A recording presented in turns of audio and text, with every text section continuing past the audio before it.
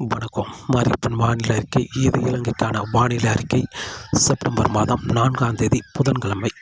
இலங்கையை பொறுத்தவரை இன்று அதிகாலை நேரங்களில் மேற்கு மாகாணங்களுக்கு மழைப்பொழிவு கிடைத்துக் கொண்டிருக்கிறது. லேசான மிதமான மழையாகவும் வரக்கூடிய மணிகளில் ஓரிரு இடங்களில் கனமழையாக கிடைக்க வாய்ப்புள்ளது. பெரும்பாலும் சிலாபம், கொழும்பு, நீர்கொழும்பு, ஹம்பந்தோட்ட, ஹோட்ட, காலி இந்த இடங்களில் மழை கிடைத்தாலும் வரக்கூடிய மணிகளில் உள் மாகாணங்களுக்கும் மழை கிடைக்க வாய்ப்புள்ளது.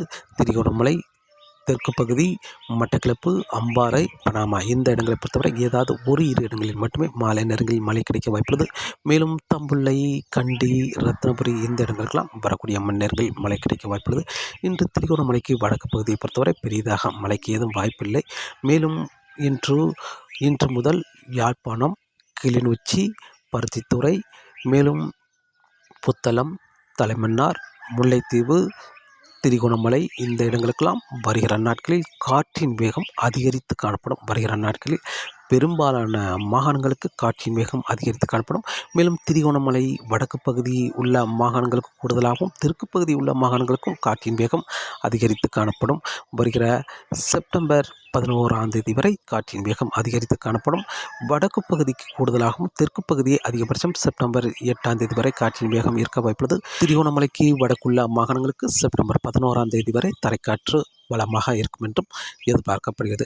மேலும் மழையை பொறுத்தவரை இன்றை விட நாளை செப்டம்பர் 5ஆம் தேதி சற்று பரப்பில் குறைய வாய்ப்புள்ளது. தெற்கு பகுதி ஓரிரு இடங்களும் மேற்கு பகுதி தென்மேற்கு பருவமழை கிடைக்கும் இடத்தில் லேசான மிதமான மழையாக கிடைக்க வாய்ப்புள்ளது. மேலும் மாலை நேரங்களில் உள் மாகாணங்கள் ஓரிரு இடங்களில் மட்டுமே மழை கிடைக்க வாய்ப்புள்ளது. திரிகோணமலைக்கு வடக்கு பகுதி இப்போதைக்கு மழைக்கு எதுவும் வாய்ப்பில்லை. தெற்கு பகுதி மட்டுமே மழை கிடைக்க வாய்ப்புள்ளது. அதிலும் மட்டக்களப்பு, அம்பாறை, பனாமா இந்த இடங்களில் ஒரு இரு இடங்களில் மட்டுமே லேசான மிதமான மழை மட்டுமே கிடைக்க வாய்ப்புள்ளது. வரக்கூடிய நாட்களில் அனைத்து நாட்களும் பெரும்பாலான இடங்களை ஒதுக்கி கொழும்பு, நீர்கொழும்பு, ரத்னபுரி, கண்டி, சிலாபம், காலி, பதுளை, ஹம்பந்தோட்ட இந்த இடங்களுக்கு மட்டுமே வரக்கூடிய நாட்களில் மழை கிடைக்கும் என்றும் எதிர்பார்க்கப்படுகிறது.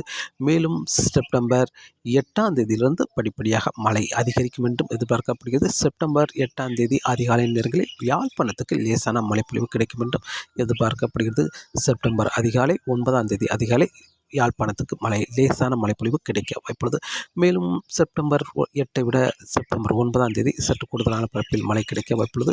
செப்டம்பர் 9ஐ விட செப்டம்பர் 10ஆம் தேதி திரிகோணமலைக்கு வடக்கு பகுதி ஒரு இடம் என்பது கூடுதலான பரப்பில் மழை கிடைக்கும் என்றும் எதிர்பார்க்கப்படுகிறது. செப்டம்பர் 10ஆம் தேதிக்கு பிறகு படிப்படியாக இலங்கையில் மழை அதிகரிக்கும் என்றும் எதிர்பார்க்கப்படுகிறது. இலங்கையில் ஒரு பரவலான மழைப்பொழிவு என்பது செப்டம்பர் 13ஆம் தேதியிலிருந்து இலங்கையில் அனைத்து மாகாணங்களுக்கும் மழை கிடைக்கும் என்றும் எதிர்பார்க்கப்படுகிறது. செப்டம்பர் 13ஐ விட 14, 15, 16 தேதிகள் இலங்கையில் அனைத்து மாகாணங்களுக்கும் ஒரு பரவலான மழைப்பொழிவு கிடைக்கும் என்றும் எதிர்பார்க்கப்படுகிறது.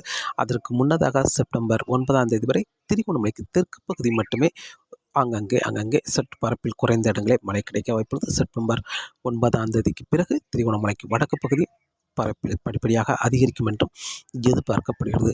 காற்றின் வேகத்தை பொறுத்தவரை காற்றின் வேகம் மன்னார் வளைகுடா, மேலும் இலங்கைக்கு வடக்கு பகுதி கிழக்கு பகுதி அமைந்திருக்கும் வங்கக்கடலிலும் காற்றின் வேகம் சற்று அதிகரித்து காணப்படும்.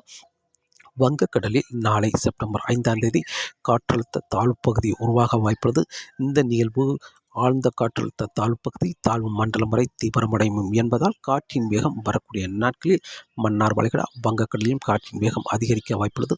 மீனவர்கள் மீன்பிடிக்க சற்று சவாலாகவே இருக்கும் என்றும் எதிர்பார்க்கப்படுகிறது. தொடர்ந்து வானிலை அறிக்கையை கேட்டு பயன்பெறுங்கள். மீண்டும் சந்திப்போம். நன்றி, வணக்கம்.